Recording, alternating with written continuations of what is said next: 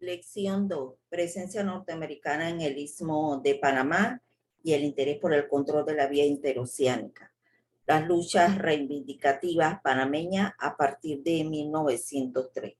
El Istmo de Panamá, por su céntrica posición geográfica y la angostura de su territorio, ha sido históricamente una zona de tránsito desde la época precolombina. Estos arqueólogos encontrados en el istmo demuestran el paso de los grupos aborígenes del norte al sur del continente y viceversa, y posteriormente con la llegada de los españoles al istmo y principalmente con el descubrimiento del Mar del Sur. En 1513, el Istmo de Panamá se convirtió en lugar de partida de las expediciones hacia el centro y sur de América. Por tal razón se fundó la ciudad de Panamá en 1519. Y esta importancia aumentó con la conquista pues del imperio inca y la explotación.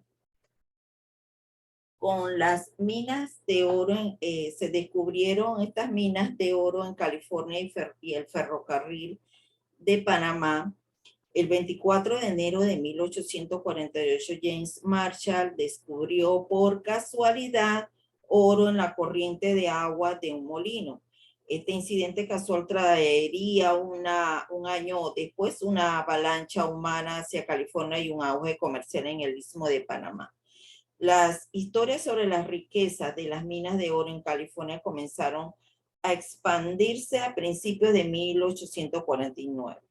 Tanto en la costa este de los Estados Unidos como en América del Sur, y un 28 de febrero de 1849, el barco California echa ancla en la bahía de San Francisco con alrededor de 365 pasajeros, iniciándose con ello la famosa fiebre del oro.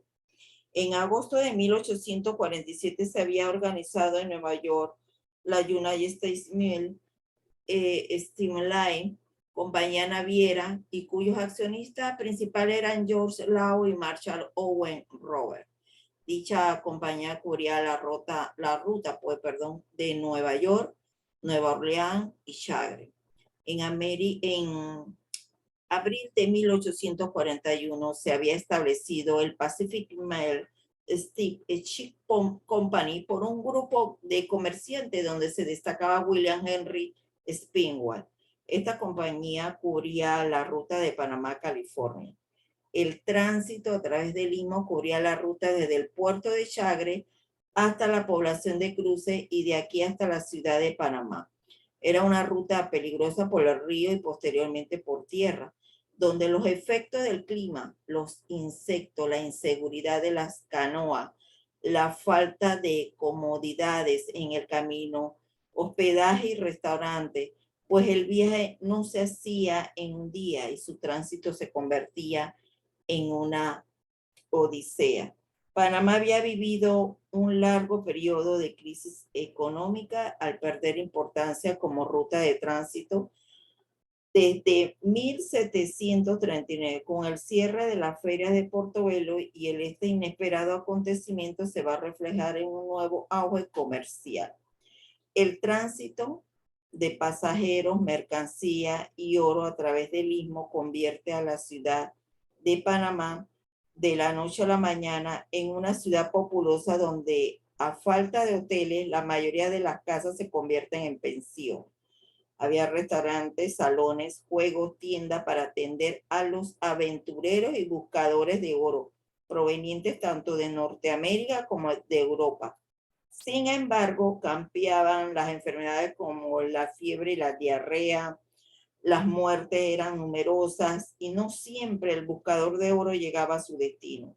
Debido a lo difícil e inseguro del tránsito desde el puerto de Chagre hasta Panamá, así como el vertiginoso aumento de miles de personas en tránsito hacia California. Los señores William Spinwell, Henry Channery y John Stephan logran con el gobierno de Nueva Granada la firma del contrato Stephan Paredes el 28 de diciembre de 1848 para la construcción del ferrocarril a través pues, del istmo. La obra se inició en mayo de 1850 y terminó el 27 de enero de 1855 a un costo de cerca de 8 millones de dólares, siendo así el primer ferrocarril interoceánico en el mundo. El punto terminal del ferrocarril en el Atlántico fue la isla de Manzanillo, donde se fundó la ciudad de Colón el 2 de febrero de 1852. En el ferrocarril trabajaron obreros provenientes de Inglaterra, Irlanda, Francia, Alemania, Austria, India, China y Jamaica. El 50% de la población trabajadora tuvo en algún momento enferma de fiebre amarilla, malaria o disentería. Hasta 1869, fecha en que se inauguró el ferrocarril que uniría la costa este con la costa oeste de los Estados Unidos de Panamá, el Railroad obtuvo su propia cosecha de oro. La línea cobraba tarifas exorbitantes de $25 para los adultos y $12.50 para los niños menores de 6 años. 5 centavos por libra de equipaje personal y 1.80 de dólar por pie cúbico en paquete expreso. Mucho antes de que se terminara el ferrocarril, el dinero empezó a ingresar en sus arcas. En 1853, solamente 23 millas utilizables. La línea transportó 32.111 pasajeros. En 1854, con 31 millas terminadas, transportó 30.108. Cuando se inauguró en enero de 1855, ya había ganado más de $1 millón. Los beneficios para Colombia fueron de $1 millón en el momento de ser aprobado el contrato de Estefan Paredes por el Congreso colombiano y una anualidad de $250.000. El ferrocarril le dio a Panamá una gran ventaja para las otras posibles rutas, como construir un canal interoceánico. Su construcción permitió a los ingenieros conocer los problemas del terreno y clima en el istmo. Además, fue el auxiliar más útil para la excavación del canal.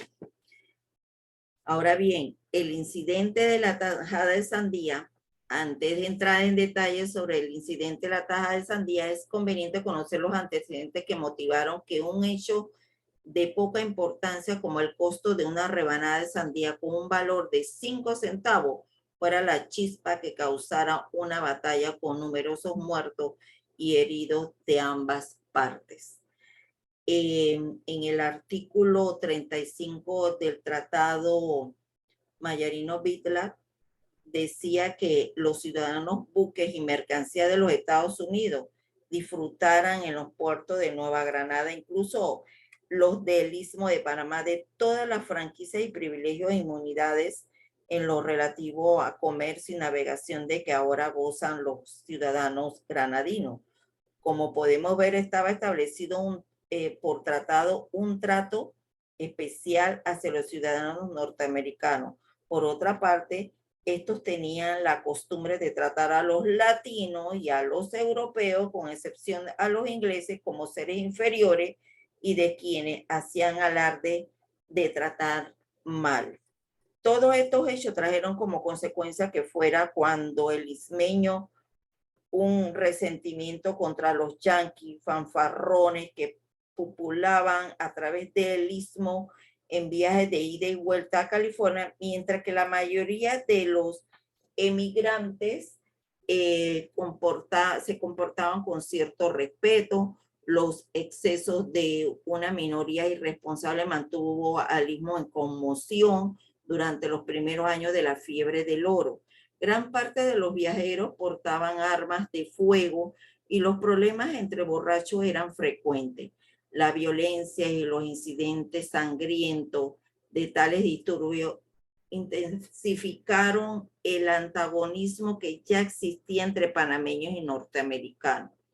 No es nuestro objetivo relatar por menores del hecho, sino hacer una breve reseña. Los protagonistas iniciales del incidente ocurrido el 15 de abril de 1856 fueron el norteamericano Jack Oliver y el pariteño José Manuel Luna, cuando el primero se negó a pagarle al panameño un real, que era el costo de una rebanada de sandía. El hecho dio lugar a una descomunal riña entre norteamericanos y panameños por los alrededores del ferrocarril, con un saldo de 16 muertos y 15 heridos entre norteamericanos y un muerto, y 3 heridos entre panameños y otros latinoamericanos que unieron causa común con los ismeños.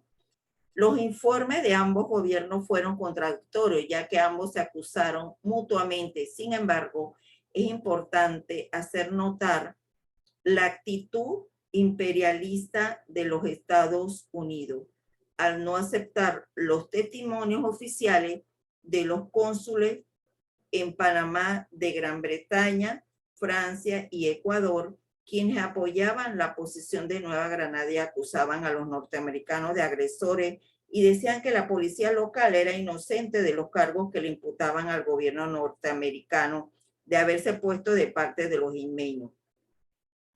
De acuerdo con el informe oficial de Amos B. Corwin, comisionado especial designado por el gobierno norteamericano con fecha del 18 de julio de 1856, o sea, 3 meses después del incidente, decía que la población de color tomó como pretexto la disputa para asaltar a los norteamericanos y saquear sus propiedades, que la policía y la turba habían planeado el asalto de estación del ferrocarril. Llegaba a la conclusión de que el gobierno de Nueva Granada era incapaz de mantener el orden y suministrar protección adecuada para el tránsito, y recomendaba la ocupación inmediata del mismo, a menos de que Nueva Granada los convenciera de su competencia e inclinación para suministrar adecuada protección y una amplia y rápida indemnización. El 19 de septiembre, 5 meses después del incidente, desembarcó un destacamento de 160 soldados y tomó posesión de la estación del ferrocarril.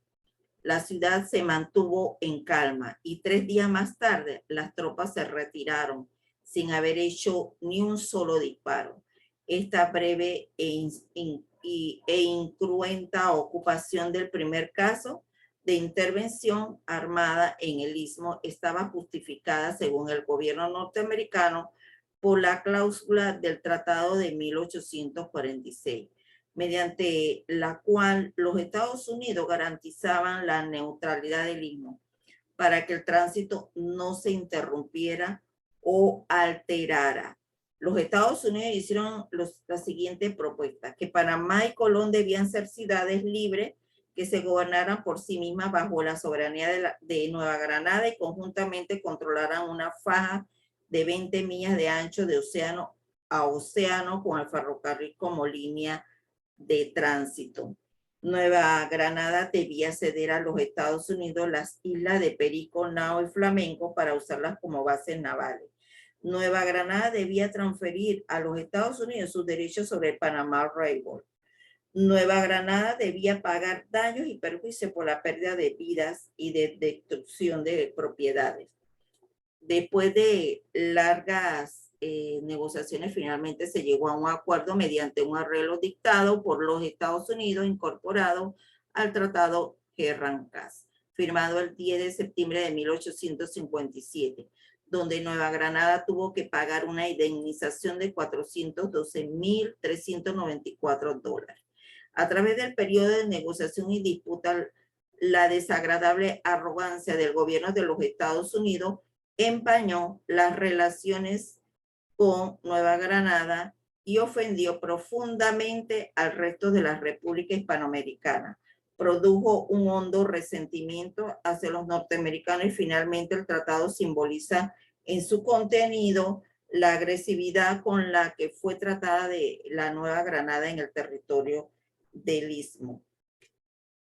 La declaración del señor Justo Arosemena sobre el incidente de tiempo atrás: los hombres de raza yanqui que pasan por el Istmo o se establecen en él se afanan por suscitar dificultades de todo género a fin de hacer imposible en el Estado todo gobierno que emane de los nacionales y preparar y justificar así lentamente, un movimiento que dé por resultado algún día la absorción del istmo entero por los Estados Unidos.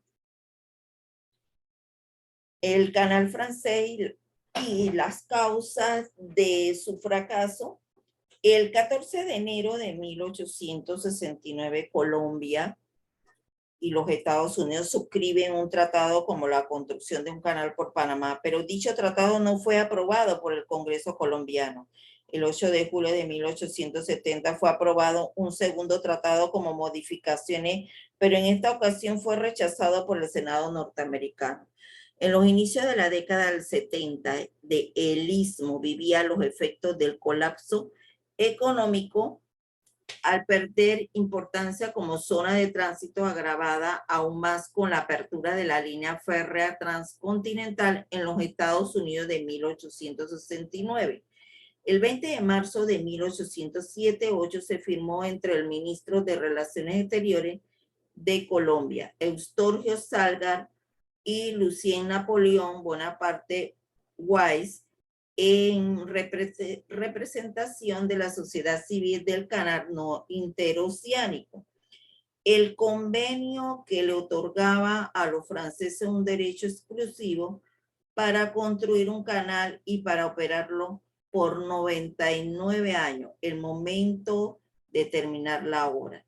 El canal debía empezar a funcionar en el término de 12 años desde la fecha en que se formara una compañía para su construcción, pero el presidente de la República tenía poder para prorrogarlo por un término de 6 años si se veía que era imposible terminar el trabajo en el tiempo estipulado. También se prohibía el traspaso de las propiedades a otro país sin el consentimiento del gobierno colombiano en caso de que la compañía no pudiera cumplir con su cometido. Los trabajos del canal se iniciaron en enero de 1882 y representó una inyección a la economía y el resurgimiento de su función transitista. Los inicios de la obra por los franceses causó gran preocupación en el gobierno norteamericano. Su presidente Rutherford Hayes llegó a enviar un mensaje al Congreso norteamericano en donde decía: la política del país es tener un canal bajo control norteamericano y por lo tanto no se pueden consentir en ceder tal control a ninguna potencia europea. El proyecto ideado por el conde Fernando de Lesseps, constructor del canal de Suez, no tuvo el resultado deseado. Lo impidieron los errores técnicos cometidos tanto en la fase de estudio como el transcurso de la obra, y algunos fueron que de ellos fueron el interés del Lesseps de construir un canal a nivel como el de Suez, a pesar de que algunos estudios serios demostraban la factibilidad de un canal a esclusa. El máximo de la altura de la línea del canal de Suez era 50 pies, sobre el nivel del mar en Panamá era de 330 pies. En Suez la mayoría de las excavaciones fueron en arena y tierra suave. En Panamá se encontraron con muchas rocas duras y los deslizamientos de tierra aumentaban en volumen de las excavaciones. Ambas regiones adolecían de temperaturas altas, pero el calor seco del desierto no tenía los efectos como la sofocante humedad de la selva tropical. Y 5, otros factores que contribuyeron al fracaso del canal fueron la fiebre amarilla y la malaria, casi desconocida en Suez, la compra del 95% de las acciones del ferrocarril en lugar de su alquiler, la contratación de pequeñas compañías que no poseían el equipo y no cumplía con el contrato a tiempo, y etcétera. En agosto de 1881, los franceses compraron el 95% de la acción del ferrocarril a un costo de 25 millones, un tercio de los fondos con que contaba la compañía francesa. para 1885 ya era evidente la crisis de la compañía que pese a los esfuerzos en los 3 años siguientes no fue superada dada la escasez y malversación de fondos, descrédito de la empresa, las enfermedades endémicas y el obstáculo del corte culebra. Y el 4 de febrero de 1889 fue intervenida judicialmente la vieja compañía del canal, y el 6 de diciembre de 1822 el gobierno colombiano extiende en plazo límite por un periodo de 10 años más a partir del 20 de octubre de 1894, fecha en que se organiza la nueva compañía del canal, que tenía el compromiso de culminar los trabajos del 20 de octubre de 1904, y pese a los esfuerzos realizados por la nueva compañía, no lograron culminar la obra, quedando como alternativa la venta de propiedades. Como consecuencia, el fracaso del canal francés, 14,000 trabajadores quedaron cesantes. Y aunque el proyecto no llegó a su feliz término, durante este periodo la llegada de los franceses le imprimió a las ciudades de Panamá y Colón una nueva apariencia como novedosa edificación al estilo parisiense colonial, además de los efectos positivos, su cultura y del breve auge que disfrutó nuestro territorio. Y durante la etapa francesa vinieron de Jamaica más de 40,000 obreros a trabajar en la construcción del canal.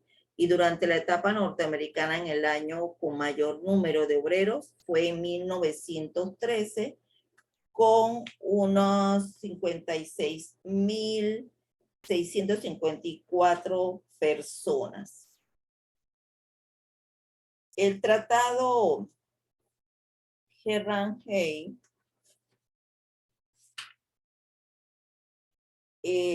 las negociaciones para la firma del tratado Herrange, que duraron exactamente 3 años, se caracterizaron por las presiones diplomáticas norteamericanas, los cambios de negociadores colombianos, que eran 3, la inestabilidad política interna de Colombia, así como los intereses económicos de los accionistas de la compañía francesa del canal. El tratado fue aprobado por el Senado norteamericano el 17 de marzo de 1903, sin enmiendas, a pesar de que se propusieron, pero que el interés norteamericano de que el Senado colombiano lo aprobara, se abstuvieron de enmendarlo. También es justo reconocer los esfuerzos de políticos como el presidente Roosevelt, el secretario Hay, el senador Hanna, el senador Spooner y Felipe Buno Varila en su aprobación. A pesar de que el tratado había sido aprobado sin enmienda por el Senado norteamericano, las probabilidades de que el Senado colombiano lo aprobara eran pocas, y prueba de ello es la carta de Tomás Herrange al ministro exterior colombiano el 20 de marzo de 1903, en donde se remitía el tratado en algunas partes de la carta que decían: solamente con gran dificultad por parte de ese gobierno fue aceptada el tratado.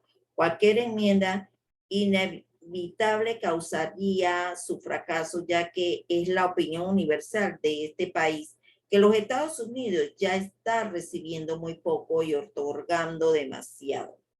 En otra parte agregaba la ley Spooner: o si desafortunadamente este tratado fracasara en aprobarse en el Senado colombiano, ocurrirá uno de estos dos resultados, ya sea que los Estados Unidos celebre tratados con Nicaragua y Costa Rica y proceda a construir el canal por Nicaragua, tal como lo establece, que si los Estados Unidos no está dispuesto a abandonar la ruta por Panamá, se apoderará del istmo por la fuerza y haría sus propias disposiciones para retenerlo. El Senado colombiano se instaló el 20 de junio de 1903 y el 12 de agosto del mismo año rechazó el tratado a pesar de los esfuerzos de Arthur M.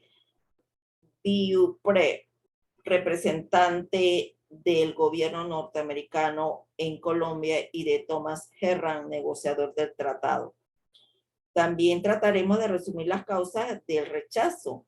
Las causas económicas. El gobierno colombiano había comprado 50.000 acciones a la compañía francesa del canal y además la prohibición de la venta de las propiedades de la compañía a otro país, tal forma que los colombianos calculaban en 10 millones de dólares la cancelación de las concesiones, pero la compañía, que ya había bajado de 109 millones a 40 millones la venta en sus propiedades, no desea perder 10 millones más. Un aspecto que prolongó las negociaciones fue la anualidad.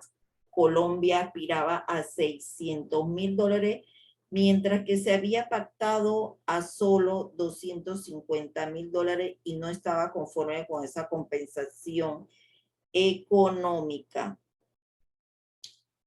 Las causas políticas, los colombianos consideraban violatoria a su soberanía los derechos y privilegios que por los términos de 100 años prorrogables le daba a los Estados Unidos dentro de una franja de 10 kilómetros, así como el derecho de uso de la isla Perico, Nao y Flamenco y Culebra.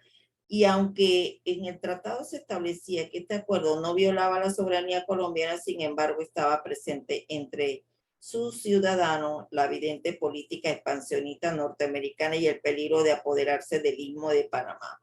También consideraban los colombianos violatorios a su soberanía el derecho norteamericano de establecer tribunales judiciales en la zona para solucionar controversias entre norteamericanos o de norteamericanos con ciudadanos de otros países.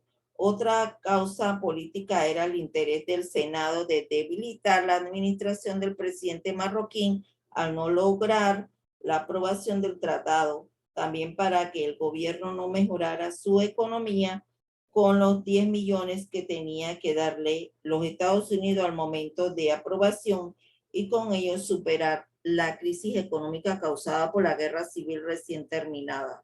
Los liberales, aunque no representados en el Senado, consideraban que al rechazar el tratado podían esperar hasta el 20 de octubre de 1904, fecha en que aspiraba el contrato Salgar-Weiss, para que Colombia, ahora dueña de las propiedades, negociara directamente con los Estados Unidos y obtener mayores beneficios. Recién había terminado la guerra civil, los odios y pasiones entre liberales y conservadores eran violentos. Los sectores más influyentes del departamento del Istmo se manifestaron en favor de la aprobación del tratado y para ello el Consejo Municipal aprobó una resolución el 4 de junio de 1903 en el que se le solicitaba al Senado la ratificación del tratado, ya que ellos veían el tratado la alternativa para el reinicio de la construcción del canal que contribuiría a solucionar la grave situación económica y social del Istmo. Sin embargo, los representantes de Panamá no hicieron el esfuerzo necesario para cambiar en algo la situación. Para los políticos colombianos, Panamá era algo así como un latifundio de donde obtener beneficios económicos y no eran conscientes de los problemas por los que pasaba la población del Istmo. Las presiones norteamericanas. El comité del Senado colombiano al cual se envió el tratado preparó un informe el 4 de agosto recomendando enmiendas que alteraban la naturaleza del Istmo. Al día siguiente, el 5 de agosto, el Ministerio de Relaciones Exteriores de Colombia escribía al ministro norteamericano que Colombia y el señor Beaupré preguntando si cualquier modificación en el tratado se consideraba como una violación de la ley Spooner y los Estados Unidos consideraría violatorio, pues cancelar las concesiones hechas a la compañía francesa. La respuesta de Beaupré se dio ese mismo día. Si Colombia de veras desea mantener las amistosas relaciones que al presente existen entre los dos países y al propio tiempo asegurarse la extraordinaria ventaja que habrá de producirse la construcción del canal por su territorio, el tratado pendiente deberá ratificarse exactamente en la forma actual sin modificaciones alguna. En otro párrafo agregaba, puedo afirmar que las circunstancias que mediaron en toda la negociación del Tratado del Canal son de tal naturaleza que autorizan plenamente a los Estados Unidos a considerar como una violación de lo pactado cualquier modificación de las condiciones en el tratado estipuladas, acarreando gravísimas complicaciones en las relaciones amistosas hasta hoy existentes entre los dos países. Estas amenazas públicas del representante norteamericano motivaron que los colombianos se sintieran presionados en su libertad de pensamiento y acción. También el tratado Bono-Varila, en la tarde del 4 de noviembre, el gobierno provisional proclamó finalmente la República en una concentración popular celebrada en la plaza de la Catedral en Panamá. A las 10 de la mañana del 6 de noviembre se celebró en Colón una ceremonia similar. Se leyó la declaración de secesión a petición de la Comisión Provisional con un ingeniero oficial del Ejército de los Estados Unidos, el mayor William Murray Black. Izó la bandera de Panamá en el edificio de gobernación. El mismo 6 de noviembre a las 12:51 p.m., 3 días después de haberse iniciado el movimiento, el gobierno norteamericano, por intermedio del secretario Hay, hizo el reconocimiento del facto de la nueva república mediante un cablegrama enviado a su representante consular en Panamá. Bono Varila, como recompensa por su ayuda en la insurrección, había insistido en su nombramiento como ministro plenipotenciario de Panamá en los Estados Unidos, ya que él había cumplido su parte del pacto acordado con Amador Guerrero en Nueva York el 20 de octubre de 1903. Los argumentos de Bono Varila por la rápida de su nombramiento se fundamentaban en el impedimento puede actuar como ministro plenipotenciario de Panamá a la falta de una designación oficial. El mismo 6 de noviembre le llegó de la Junta de Gobierno Provisional de la República de Panamá la notificación donde se le nombra enviado extraordinario y ministro plenipotenciario ante el gobierno de los Estados Unidos con plenos poderes para negociaciones políticas y financieras. El 15 de noviembre, Hay envió a Bono Varila un proyecto de tratado basado en la rechazada Convención Gerrán-Hay, ligeramente modificada para que se amoldara a las nuevas condiciones, y le solicitaba que le devolviera tan pronto como fuera posible. También Varilla hizo un sinnúmero de alteraciones al proyecto y no satisfecho aún redactó un nuevo tratado basado en 4 principios: la neutralidad del canal, la igualdad para todas las banderas, tanto la norteamericana como las otras, el pago a Panamá de los 10 millones originalmente destinados a Colombia, la protección de Panamá contra cualquier agresión. En su mayor parte, los cambios introducidos fueron en las objeciones que el senador Morgan había puesto al tratado Gerrán-Hay, y de ello resultó una fraseología decididamente más favorable de los Estados Unidos que el anterior tratado del canal. Y el 18 de noviembre de 1903 a las 6 a las 6 p.m., en casa del secretario Hay se firmó el tratado de una ceremonia donde cada uno se esforzaba por fingir una atmósfera de formalidad. También previamente Hay había comunicado a Bono Varila que había escogido el proyecto presentado por él mismo, Varila, con una ligera modificación. En el artículo 2, en el lugar de las palabras arrienda a perpetuidad, había preferido concede a perpetuidad a los Estados Unidos el uso de ocupación y control. El 2 de diciembre a las 11:30 a.m., el gobierno nacional aprobó el tratado mediante el decreto número 24. El tratado ratificado en inglés le fue entregado el 4 de diciembre al cónsul norteamericano sin que quedara copia alguna del tratado en Panamá. Una vez ratificado por Panamá, el tratado Hay-Bonavila fue sometido para su aprobación en el Senado norteamericano y el secretario Hay escribió al senador Spooner, líder de la mayoría republicana, manifestándole que como está ahora el tratado, tan pronto como el Senado lo apruebe, tendremos un trato en lo que principalmente es muy satisfactorio y ampliamente ventajoso para los Estados Unidos, y debemos confesar con la cara que podamos poner no tan ventajosa para Panamá. Usted y yo sabremos muy bien cuántos puntos hay en el tratado que todo patriota panameño objetaría. Por este tratado aprobado el 23 de febrero de 1904 surgió una colonia en el centro del país con todos los atributos y características de dicho fenómeno. El artículo número 1 se contempla en los Estados Unidos garantizaba y mantendría la independencia de la República de Panamá. En cuanto a las intervenciones en Panamá,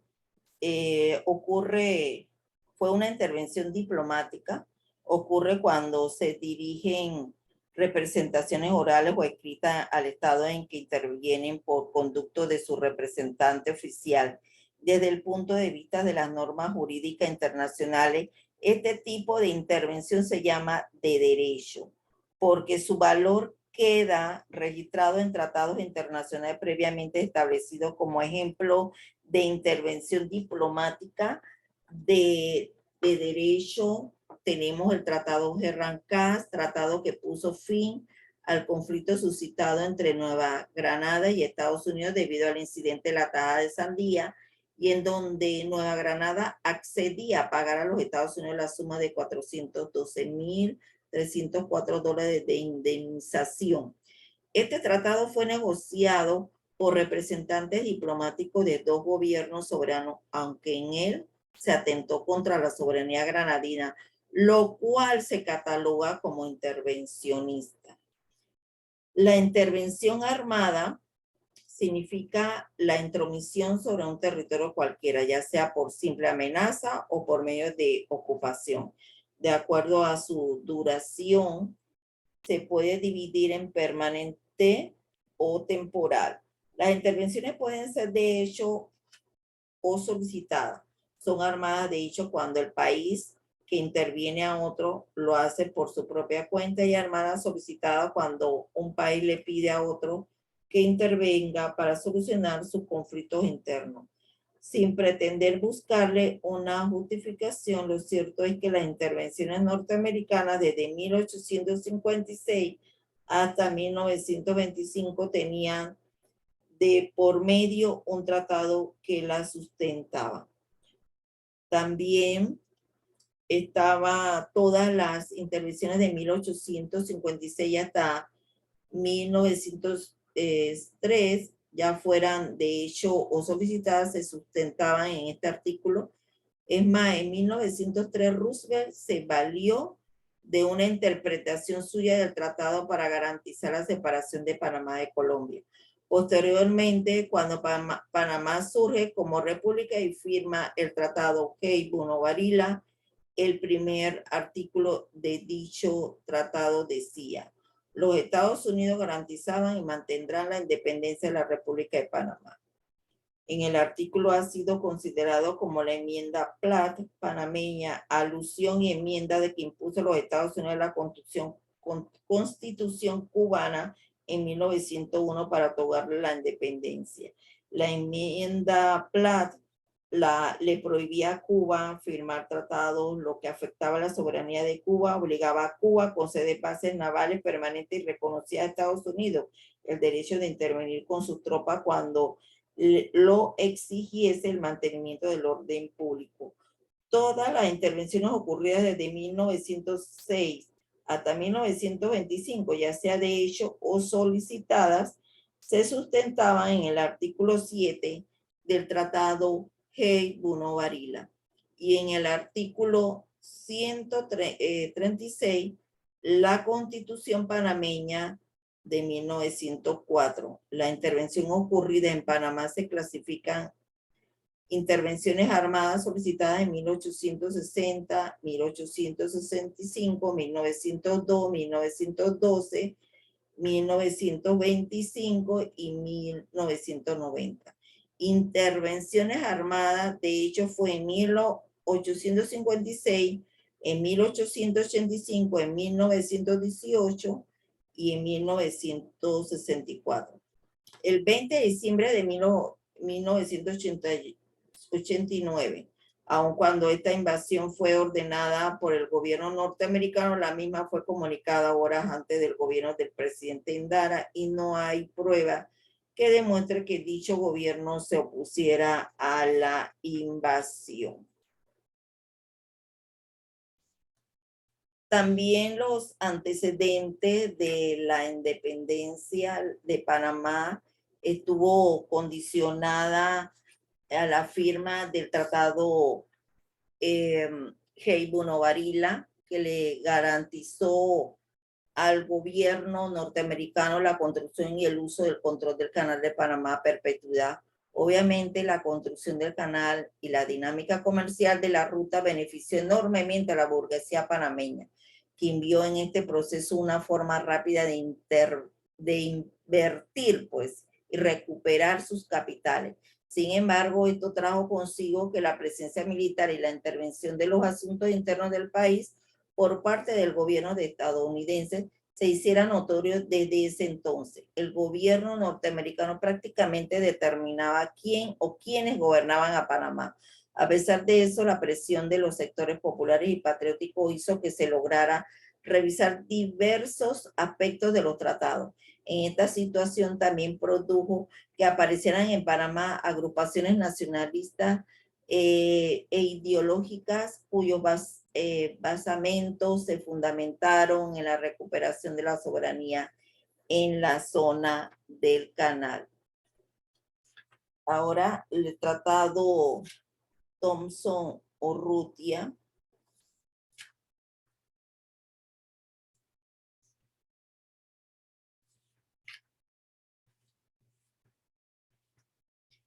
Dicho tratado fue firmado en Bogotá entre Estados Unidos y Colombia el 6 de abril de 1914.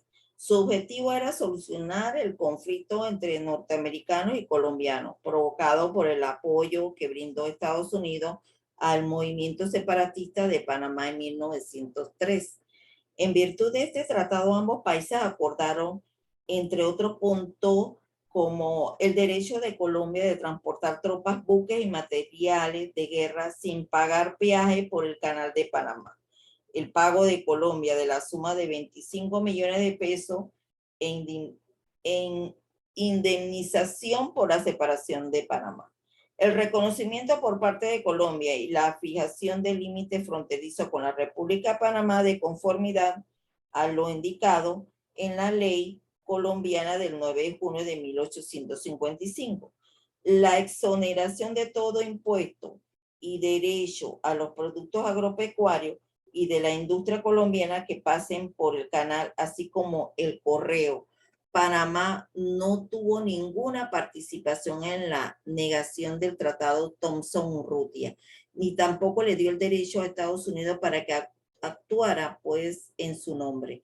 Al aprobarse dicho convenio, Panamá protestó y no reconoció esos límites en vista de que ninguno de los dos países firmantes podían obligarlos a cumplirlo. Los límites fueron determinados por el Tratado Victoria Vélez del 20 de agosto en 1924 y son los mismos límites que fijó la ley el 9 de junio de 1855.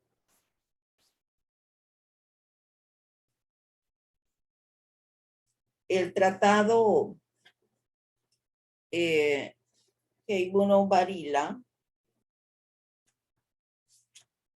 podemos pues ratificar o interpretar que los norteamericanos el 24 de junio de 1904, el secretario de Guerra William H. Taft emitió una orden ejecutiva que abría la zona del canal al comercio mundial. Se establecieron como puertos de entrada en el Cristóbal, en el Atlántico y en el Ancón.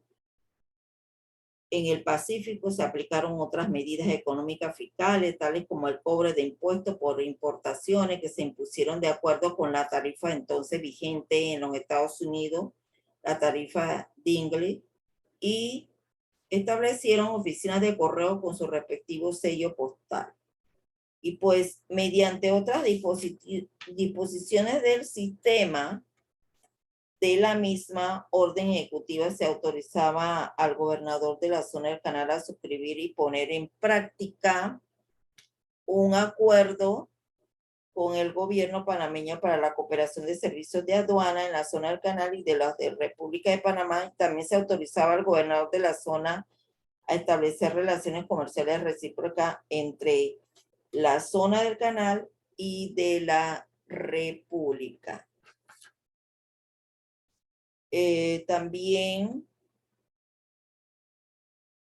los norteamericanos tomaron esta medida basado en su interpretación de los artículos 2 y 3 del Tratado Hey-Bono-Varila, mediante, pues, el artículo 2, la República de Panamá le concedía a los Estados Unidos a perpetuidad el uso de ocupación y control una zona de tierra y de tierra cubierta por agua para la construcción, mantenimiento, funcionamiento, saneamiento y protección del citado canal de 10 millas de ancho, pero con la condición de que las ciudades de Panamá y Colón y sus bahías adyacentes fueran excluidas de la concesión. El orden ejecutiva del 24 de junio, que no fue resultado como el gobierno panameño respondía a la interpretación norteamericana del artículo 3, donde decía que si ellos fueran soberanos del territorio, la frase se refería a un supuesto más, no a un hecho. Por otro lado, el artículo 2 era específico en cuanto a los derechos soberanos que Panamá declinaba en favor de los Estados Unidos, los cuales eran uso, ocupación y control. Y también se determinaba claramente los fines para la construcción del mantenimiento, funcionamiento, saneamiento y protección del mencionado canal. Además, al fin del artículo 3 decía, con entera exclusión del ejercicio de tales derechos soberanos, poder o autoridad por la República de Panamá.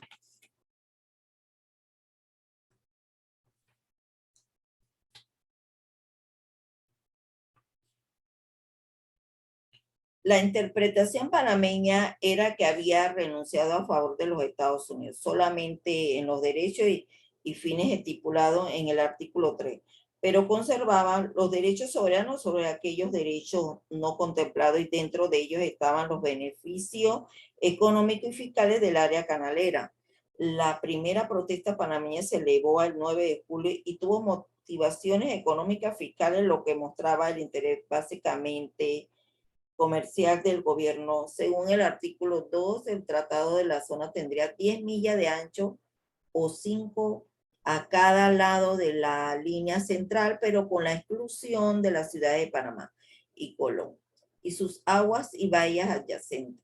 Los norteamericanos establecieron en el lugar conocido como La Boca el puerto de Ancón, que si bien estaba dentro de 5 millas, Panamá reclamaba como parte de la ciudad y bajo la jurisdicción de la República de Panamá. El establecimiento de aduanas y la aplicación de la tarifa Dingley por parte de las autoridades de la zona afectó principalmente al comercio de la ciudad de Panamá, quien el 15 de julio presentó un memorial al presidente Amador Guerrero. Es conveniente tener presente que estas medidas que ejecutaban las autoridades zoneístas se hacían sin la previa consulta diplomática con las autoridades panameñas, por lo que estas se molestaban al ver violado por sus derechos. Con respecto al establecimiento de los correos de la zona de Canales y el uso de estampillas diferentes a las de Panamá, para la comunicación exterior, la situación era completamente negativa para nuestro país, toda vez que la tarifa postal para las cartas de la zona del canal a los Estados Unidos tenía un valor de 2 centavos en comparación con la de Panamá, que costaba 5 centavos. En vista que la oficina de correo en Ancón quedaba al otro lado de la calle, los panameños preferían comprar sus estampillas y utilizar el correo norteamericano, lo que era un perjuicio económico para Panamá. También hubo los puntos cubiertos por el convenio TAF, con esto que sería en vista de que el convenio TAF en 1904, en vista de los constantes diferencias entre las autoridades panameñas y de la zona del canal debido a la interpretación del tratado como ambas partes y también por lo lento que resultaba la gestión diplomática por correo y telégrafo, el presidente Rubén le ordena el 18 de octubre al secretario de Guerra TAF que viniera a Panamá a arreglar la enojosa situación con los panameños. La opinión del presidente Rubén con respecto al problema canalero demuestra que en la siguiente carta que enviará el secretario de Estado, dice: nosotros no tenemos la menor intención de establecer una colonia independiente en el centro del estado de Panamá, ni de ejercer funciones gubernamentales más amplias de las que sean necesarias para ponernos en actitud de construir, mantener y explotar el canal convenientemente y con seguridad de acuerdo con los derechos que nos concede el tratado. Y lo que menos deseamos es estorbar el comercio y la prosperidad del pueblo de Panamá. El secretario de Guerra, William H. Taft, llegó al Istmo el 27 de noviembre, siendo declarado huésped de honor de gobierno panameño. El día 3 de diciembre, con la promulgación de una orden ejecutiva, complementaba con otra orden del 6 de diciembre, se negó a un acuerdo conocido como el Convenio TAF, firmado por un término de 20 años, que tan solo significó un paliativo temporal para las demandas panameñas, pero al mismo tiempo comprometió a Panamá la ejecución de una serie de acuerdos, muchos de ellos negativos a los intereses de la República, para que dicho convenio pudiera entrar en vigencia.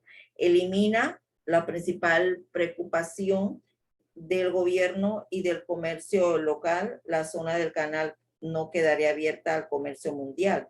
Panamá se comprometió a reducir el impuesto ad valorem sobre importaciones generales de 15 a 10% y no aumentar otros impuestos exceptuando los del vino, licores y el alcohol. Todos los derechos consulares y gravámenes sobre la entrada de barco e importaciones a Panamá y Colón se rebajan al 60% de las tarifas hasta entonces vigentes. Panamá se comprometió a aceptar y poner en ejecución provisional las delimitaciones territoriales del 15 de junio de 1904, que estableció los límites fronterizos entre la zona del canal y las ciudades de Panamá y Colón en sus puertos. Las mercancías importadas a Panamá, Colón, destinadas a consignadas a la zona del canal, serán exoneradas de todo impuesto. Se revocó la aplicación de la tarifa Dingley. A cambio de Panamá accedió a la libre importación de artículos y mercancías al libre acceso de personas de la zona del canal de la República de Panamá.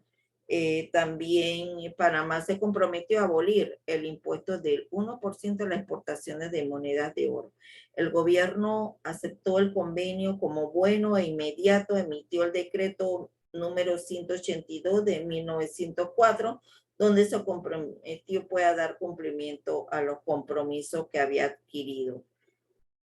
Otros puntos no tratados con el convenio se mantuvieron vigentes y fueron causa de constante conflicto en las relaciones entre ambos países por varias décadas más. No referirnos a los comisariatos y el ferrocarril, la expropiación de tierra y los medios de transporte y comunicación. El tratado Alfaro-Kellogg en 1926, a pesar de que el convenio está firmado por un término de 20 años, fue un leve alivio momentáneo para la economía panameña. La aplicación del mismo fue motivo de controversia, así como desde el inicio por las diferencias de interpretación tanto en su contenido del convenio como parte de la diferencia que existía entre este y a la convención del canal Istmo. Además, porque no resolvió aspectos comerciales ya vistos anteriormente y que fueron causa de protesta por parte de Panamá.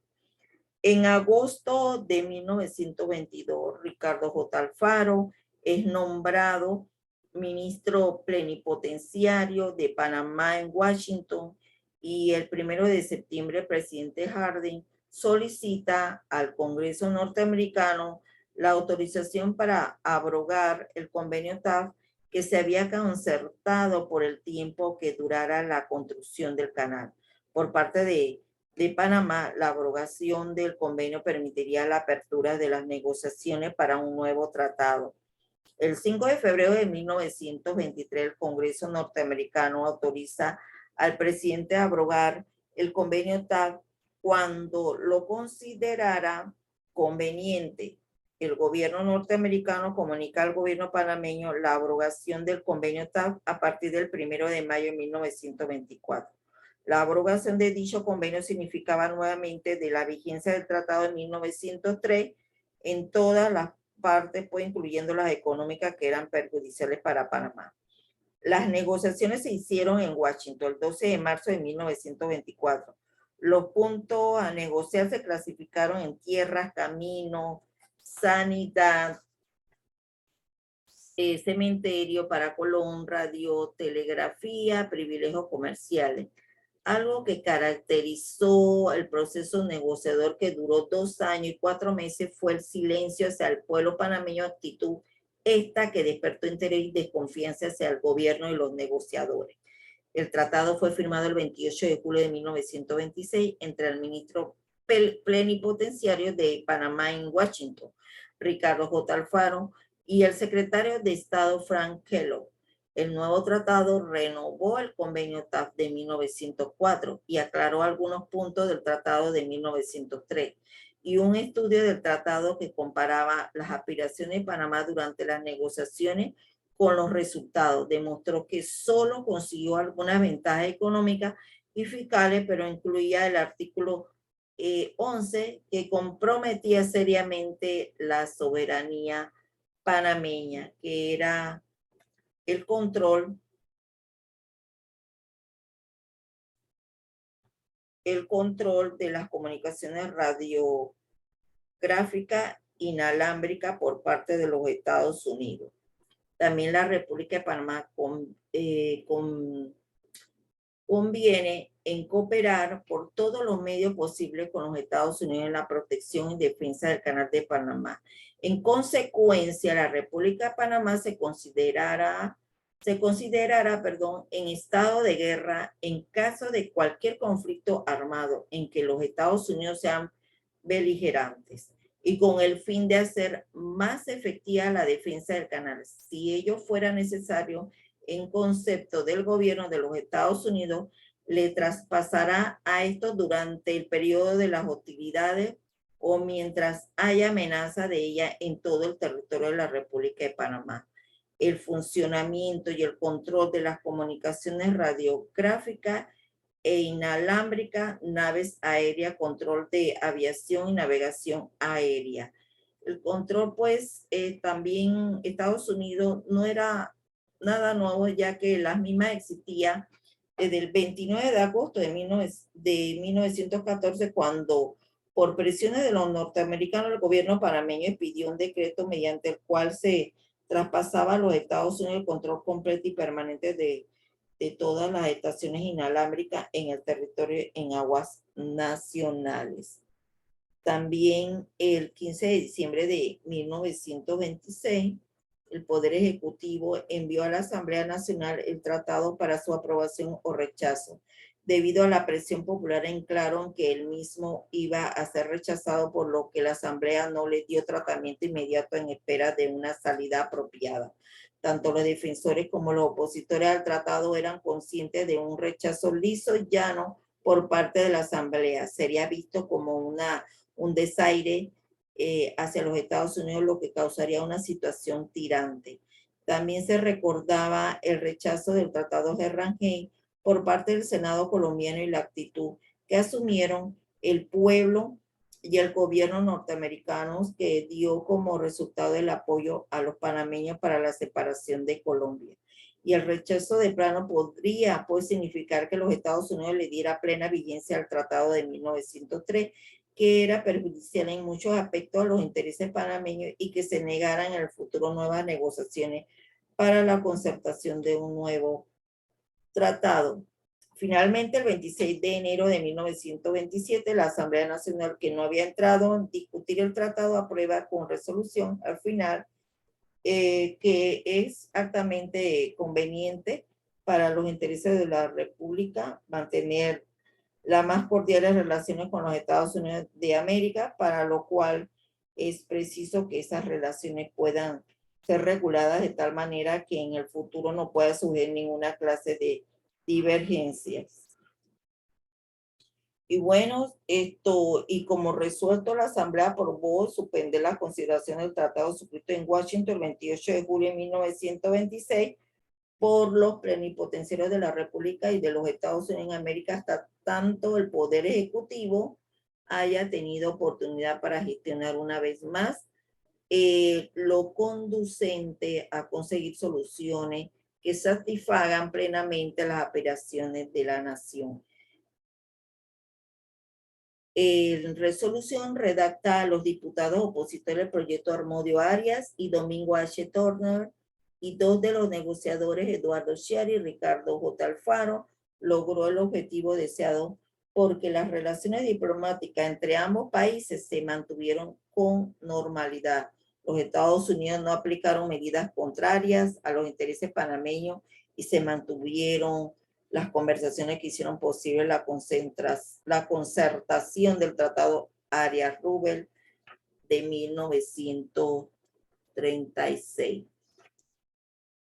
El Tratado Arias-Rubel en 1936, a escasos 4 meses del fracaso del Tratado de 1926, el gobierno panameño trató de iniciar negociaciones con los Estados Unidos para un nuevo tratado, al presentar nuevas quejas con respecto a los comisariatos que en la zona que sería en la zona del canal.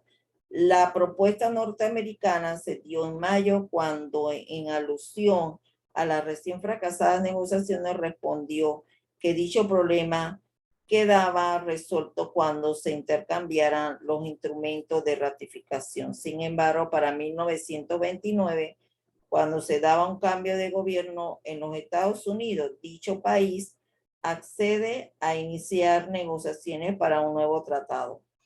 A lo interno del país, la década del 20 se caracterizó en parte por gobiernos que constantemente fueron acusados de corrupción administrativa, malversación de fondos y poco atención hacia los problemas del pueblo, sobre todo durante las administraciones de Schiari y Armodio Arosemena. Y dentro de los problemas sociales de la década se destacan el alto índice de desempleo producto de la culminación de los trabajos del canal en 1920, bajo los salarios altos, alquileres y alto costo de la vida, entre otros. Sin embargo, algunas construcciones estatales y el dinero que entraba al país en salarios provenientes de la zona del canal permitieron que la recesión mundial de 1929 no se sintiera tan fuerte en el país. El 2 de enero de 1931 se da el golpe de Estado a la acción comunal contra el gobierno de Florencio Armodio Arosemena, donde los Estados Unidos, acogiéndose a su nueva política del buen vecino, no intervino directamente, sino como mediador de las partes en conflicto. El nuevo gobierno había dado paso a un gobierno más flexible, más conciliador. Esta nueva actitud se debía en parte al rechazo de que era objeto la política conservadora de los anteriores administradores, como también a la situación que vivía el ámbito internacional que preveía la Segunda Guerra Mundial. En vista de la crítica situación económica por la que pasaba Panamá y la nueva política exterior norteamericana, el presidente Armando ahora visita al presidente Roosevelt el 9 de octubre de 1933. El resultado de su visita en Washington fue la firma de una declaración conjunta del presidente Roosevelt que contenía en uno de los puntos el tratado Heybuno-Varila ahora solo cubriría el uso de ocupación y control de la zona del canal por los Estados Unidos, que Panamá como soberana tenía derecho a aprovechar las ventajas comerciales inherentes a su posición geográfica siempre que no afectara el mantenimiento y operación, saneamiento y protección del canal por parte de los Estados Unidos, y que los Estados Unidos accediera a ejercer vigilancia especial para evitar el contrabando de artículos comprados en los comisariatos. También prohíbe la venta de artículos de turismo, por eso esos establecimientos por la reventa de buques que cruzaban por el canal, y también los servicios de hospitales y dispensarios se limitarían a los empleados y oficiales de gobierno de los Estados Unidos y del ferrocarril. Se anulaba la cláusula que permitía a los contratistas de restaurantes en la zona del canal de proveerse de comestibles en los comisariatos. Las autoridades de la zona del canal pusieron rápidamente en ejecución este acuerdo firmado entre ambos gobiernos. También estaba el convenio Fábrica-Wilson de 1942, una vez ratificado el Tratado de Amistad y Cooperación por el Senado norteamericano. Este entró en vigencia y con el artículo 2 y 10 sobre la defensa del canal. El artículo 2 establecía una obligación pues de ambos países de asegurar el efectivo y continuo funcionamiento del canal, su protección efectiva y el mantenimiento de la neutralidad. En octubre de 1940, el doctor Arnulfo Arias asume la presidencia de la República con una política nacionalista antinorteamericana. El 25 de noviembre, acogiéndose a lo acordado en los artículos 2 y 10 del Tratado de 1936, el gobierno norteamericano solicita 15,000 hectáreas para la ubicación de 132 sitios de defensa por un periodo de 99 años prorrogable. El presidente Arias se opone a la solicitud norteamericana, argumentando que los sitios de defensa distribuidos por todo el país serían objetivos militares en caso de guerra y que esta acción, si se llegara a dar, afectaría tanto la población como la economía del país. También se oponía a un plazo tan largo de 99 años, si se tomaba en cuenta que una guerra no iba a durar tanto tiempo. Finalmente, proponía como tiempo de duración su periodo presidencial más un año para que la nueva administración panameña decidiera la prórroga si la misma era necesaria. El 13 de febrero, el gobierno panameño declara que cumpliría con los artículos 2 y 10 del Tratado de 1936 si los Estados Unidos declararan oficialmente que existía peligro en el canal y para el país. El 18 de febrero, el gobierno panameño presenta en Washington un pliegue de 12 puntos reivindicativos del gobierno norteamericano que declara oficialmente la existencia de peligro para la seguridad del canal. Las negociaciones que se realizaron hasta principios de octubre no llegaron a nada. A pesar del apoyo popular, el gobierno del doctor Arias no contaba con el beneplácito de la Policía Nacional, de la oligarquía, ni de los norteamericanos. Estos tres sectores van a reflejar un resentimiento cuando el presidente viaja a Cuba el 7 de octubre de 1941, sin el previo consentimiento de la Asamblea Nacional, tal como lo establece la Constitución, ocasión que aprovecha su ministro de Gobierno y Justicia, Ricardo Adolfo de la Guardia, para levantarse contra el gobierno del doctor Arias y su vicepresidente de la Guardia se hace nombrar presidente con el apoyo de la oligarquía. La policía y sin duda de los norteamericanos. Pero el 7 de diciembre de 1941 los japoneses atacan a Pearl Harbor. Los Estados Unidos entran en la guerra y el nuevo gobierno de Panamá, fiel seguidor de la política norteamericana, declara la guerra al Japón el 8 de diciembre. El 12 se le declara a Italia y Alemania. La nueva situación apresuró las negociaciones entre el recién nombrado ministro de Relaciones Exteriores, el doctor Octavio Fábrega, y el ministro plenipotenciario de Estados Unidos en Panamá, señor Edwin E. Wilson.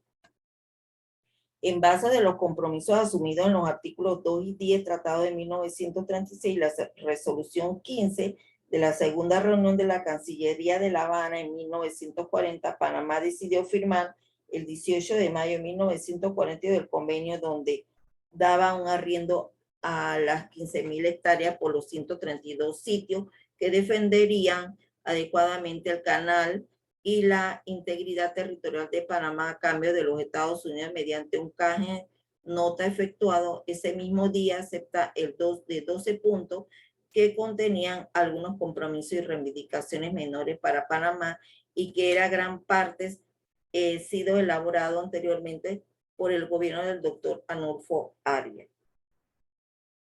Las 15,000 hectáreas fuera de la zona del canal que serían utilizadas para bases aéreas, que sería el Río Hato, de entrenamiento, de comunicaciones, radar, etcétera, fueron convenidas de acuerdo a su artículo 1 por el tiempo que durara la guerra, más un año después de terminado el conflicto armado.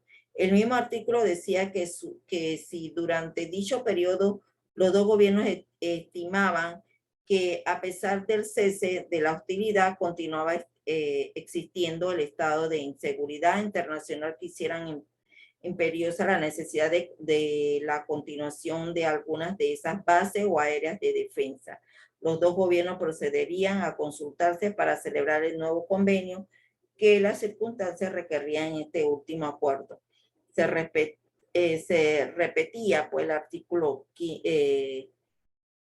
5 y en su artículo 12 se acordaba que las tierras privadas serían arrendadas anualmente a 50 balboas la hectárea y por todas las tierras nacionales se pagaría un balboa. En el caso de Río Hato, la base aérea, el gobierno de los Estados Unidos pagaría al gobierno de Panamá un canon anual de arrendamiento de 10,000 balboas. También está el convenio Philos-Hines.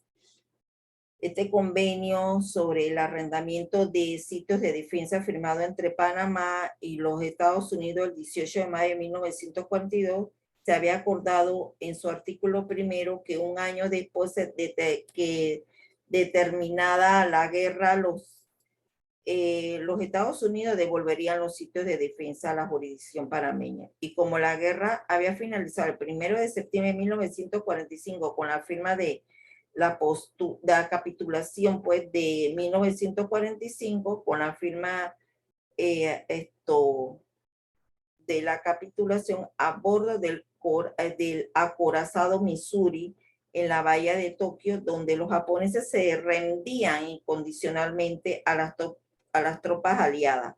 Era lógico pensar que el 1 de septiembre de 1946 los norteamericanos entregarían los sitios de defensa de acuerdo a lo pactado. Pasaron 11 meses y los norteamericanos guardaron silencio absoluto, pero el 29 de agosto, 2 días antes de cumplido el plazo, solicitan la iniciación de nuevas negociaciones para la concertación de un nuevo convenio para 13 sitios de defensa. La solicitud norteamericana se basaba parte final en el artículo primero del convenio de 1942, que a la letra decía, si durante este periodo los dos gobiernos estiman que no obstante el cese de hostilidades continúa existiendo, el estado de inseguridad internacional que haga de imperiosa necesidad la continuación de cualquier dicha base o áreas de defensa mencionada, los dos gobiernos nuevamente procederán a consultarse mutuamente y celebrarán el nuevo convenio que las circunstancias requieran. Los norteamericanos argumentaban que aún existía un estado de inseguridad internacional porque no se habían firmado los tratados definitivos de paz con las potencias del eje. Después de esta firma había que esperar un año, que por lo tanto era necesario mantener la ocupación militar de ciertos sitios de defensa. Pero el 1 de septiembre del gobierno panameño responde que en guarda de su soberanía y sus derechos, los norteamericanos debían cumplir lo acordado y por lo tanto abandonar los sitios que aún ocupaban a partir de la fecha. Pero los norteamericanos no le hicieron caso a la petición panameña y continuaron ocupando los sitios arrendados.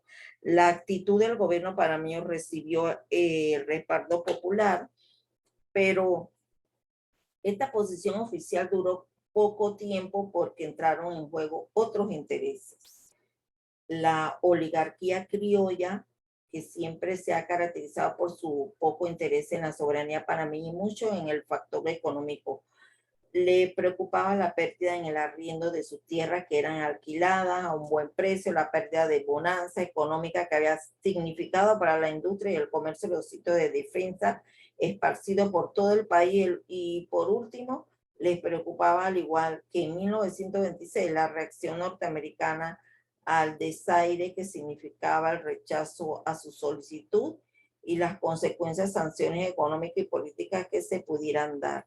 Todos estos intereses jugaron un papel para el 3 de mayo de 1947. El gobierno panameño cambiará la posición y aceptará negociar con la excusa de que por haberse agravado la situación internacional se hacía indispensable no interrumpir el funcionamiento de las áreas de defensa. El 10 de diciembre de 1947 se firma el convenio entre Francisco Filós, ministro interino de las Relaciones Exteriores y embajador de los Estados Unidos, general Frank T. Haynes. Mediante dicho convenio se daba el arriendo por un término de 10 años, prorrogable a voluntad de los Estados Unidos, los siguientes sitios de defensa, que serían Taboga, San José, Taboguilla, Salud, Isla del Rey, Jaque, Pocrí, Punta Mara, San Blas, Isla Grande, Victoria, Las Margaritas y las bases aéreas de Río Hato, que era por último término de 15 años también prorrogables a voluntad de ellos.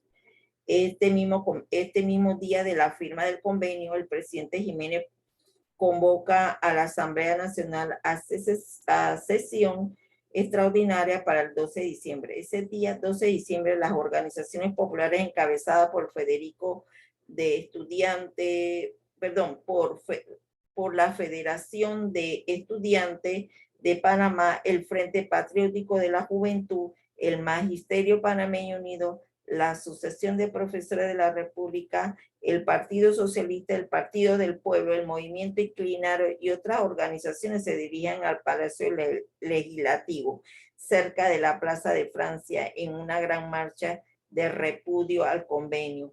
La Policía Nacional reprime en forma violenta las manifestaciones y cae gravemente herido de bala el estudiante Sebastián Tapia. El 16 de diciembre de 1947, más de 10.000 mujeres se reunieron frente al Palacio de Justicia en la Plaza de Francia para exigirle a la Asamblea Nacional de Diputados que no ratificara el convenio Filós-Haynes. También hubo una resolución aprobada por la Asamblea, pero las manifestaciones, choques de la policía y los arrestos de sus dirigentes continuaron hasta el 22 de diciembre, fecha en que finalmente se decide someter a votación el convenio por una asamblea de diputados dominada por el oficialismo, pero presionada por una población enfurecida que se exigía pues, un no bajo la amenaza de la horca para el que él votara a favor del convenio. Los 51 diputados votaron por el no, rechazando por la unanimidad el convenio Filós-Haynes.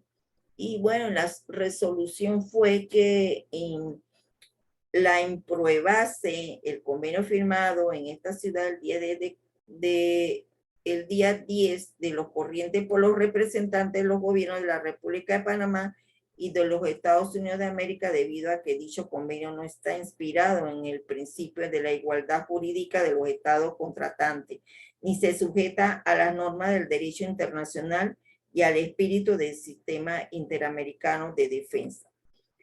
Al día siguiente, el Departamento de Estado de Washington anunció que las tropas norteamericanas y los aviones militares serían retirados inmediatamente a las bases militares situadas en el territorio panameño y se establecerían dentro de la zona del canal. Al igual que en enero de 1927, una vez más, el pueblo panameño había impuesto su derecho soberano sobre una oligarquía que solo buscaba beneficios económicos y lealtad hacia sus intereses. El tratado Raymond-Eisenhower de 1955, en estas elecciones de 1952, se caracterizaron las escandalosas fraudulentas donde hasta los muertos votaron para darle el triunfo al candidato oficialista coronel José Antonio Remón Cantera, convirtiéndose de esta forma el primer policía en llegar a la presidencia de la República. Para ganarse la aceptación popular y diluir un poco su actitud dictatorial, Remón tomó como bandera política una vieja aspiración popular, pero a cambio de la lucha por la plena soberanía de Panamá en la zona del canal, como buen oligarca, planteó las reivindicaciones económicas tal como demuestra su famosa consigna: ni millones ni limonas, queremos justicia. Y el 15 de marzo de 1953, bajo el lema "ni millones ni limonas, queremos justicia", el presidente Remón anuncia su intención de solicitarle a los norteamericanos una revisión del tratado Hey-Bono-Varila. Y el 15 de mayo de 1953 se integra la comisión presidida por el doctor Octavio Fábrega, con el apoyo de los doctores Armodio Arias y Ricardo J. Alfaro. Las negociaciones iniciaron el 10 de septiembre y se caracterizaron por la dureza e intransigencia con que actuaron los negociadores norteamericanos. Las mismas culminaron parcialmente en diciembre de 1954 y faltando el punto de la entrega de la base militar de Río Hato, solicitud considerada como primordial por los Estados Unidos. Y el 27 de agosto, antes de viajar a los Estados Unidos, el presidente Remón convoca al pueblo panameño a la Plaza 5 de Mayo a una cita con la patria, con el propósito de lograr el apoyo del pueblo a su reclamación ante el gobierno norteamericano. El presidente Remón es asesinado el 2 de enero de 1955 en el hipódromo Juan Franco, en circunstancias hasta hoy desconocidas, y el 25 de enero se firma el Tratado de Mutuo Entendimiento y Cooperación, también conocido como Raymond-Eisenhower, entre el ministro de Relaciones Exteriores de Panamá, el doctor Octavio Fábrega, y el embajador de los Estados Unidos, Selden Chapin. El tratado consta de 13 artículos y un memorándum de entendimiento de 15 puntos. Aunque Panamá no aceptó renunciar a futuras negociaciones, para obtener mayores beneficios de la anualidad del canal, se acordó en el preámbulo del tratado que ni las estipulaciones de la convención firmada el 18 de noviembre de 1903, ni el tratado general firmado el 2 de marzo de 1936, ni el presente tratado puede ser modificado excepto por mutuo consentimiento. Y al final del artículo 1 se acordó que no obstante lo estipulado en este artículo, las altas partes contratantes reconocen la inexistencia de obligación alguna de parte de cualquiera de las partes de alterar el monto de la anualidad. Y bueno, el contenido del preámbulo es innecesario porque es bien sabido que un tratado no puede ser modificado unilateralmente. También el Puente de las Américas fue construido en 1958 y 1962 por los Estados Unidos a un costo de 20 millones. Los norteamericanos siempre lo llamaron Thatcher Ferry Bridge, pero la Asamblea de Diputados de Panamá, mediante una resolución del 2 de octubre de 1962, lo llamaron Puente de las Américas. El presidente Roberto Chiari lo inauguró el 12 de octubre de 1962 y es el puente más largo del país con 1.654 metros. Panamá entregó a los Estados Unidos sin costo y ningún gravamen la base militar de Río Hato y la playa de Río Hato para maniobras y adiestramiento militar por un término de 15 años prorrogable mediante acuerdo entre los gobiernos, y dicha revirtió a Panamá el 22 de agosto de 1970 al negarse el gobierno general Torrijos a renovar el convenio. Las ventajas económicas provenientes del mercado de la zona del canal para beneficio el comercio y la industria fue la tónica de que distinguió la oligarquía panameña en función del gobierno desde 1904 con el convenio TAP. Este se repitió en el comprometedor y rechazando tratado de 1926 y nuevamente las cláusulas económicas y fiscales mediante la venta del mercado de la zona y el aumento de la anualidad ocupan componente principal del tratado de 1936. Bien, y durante las negociaciones los norteamericanos incluyeron una cláusula que le prohibía a Panamá gestionar aumentos en la anualidad en el futuro, la cual los panameños calificaron de callamiento perpetuo.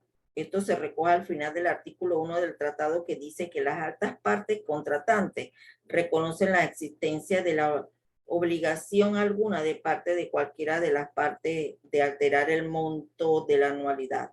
Era una prueba de que las reclamaciones económicas de la oligarquía panameña habían llegado a su fin.